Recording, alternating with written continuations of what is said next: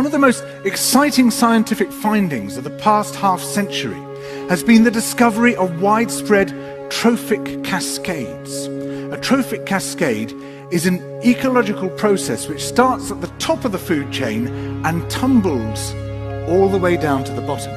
And the classic example is what happened in the Yellowstone National Park in the United States when wolves were reintroduced in 1995. Now, we all know that wolves kill various species of animals, but perhaps we're slightly less aware that they give life to many others. Before the wolves turned up, they'd been absent for 70 years.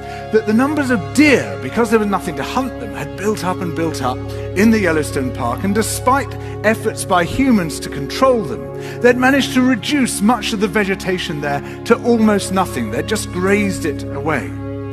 But as soon as the wolves arrived, even though they were few in number, they started to have the most remarkable effects.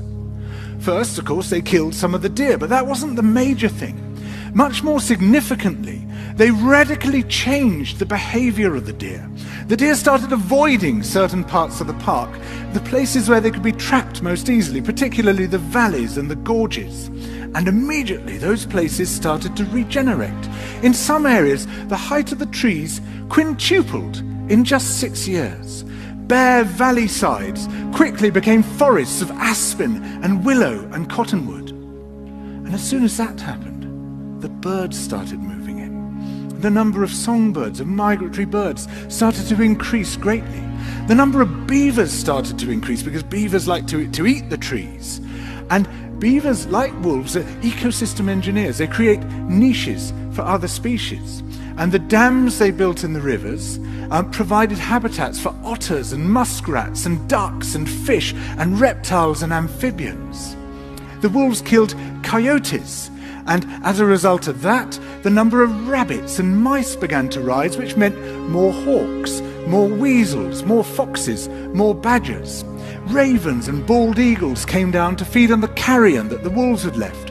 Bears fed on it too, and their population began to rise as well, partly also because there were more berries growing on the regenerating shrubs. And the bears reinforced the impact of the wolves by killing some of the calves of the deer.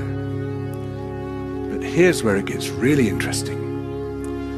The wolves changed the behavior of the rivers.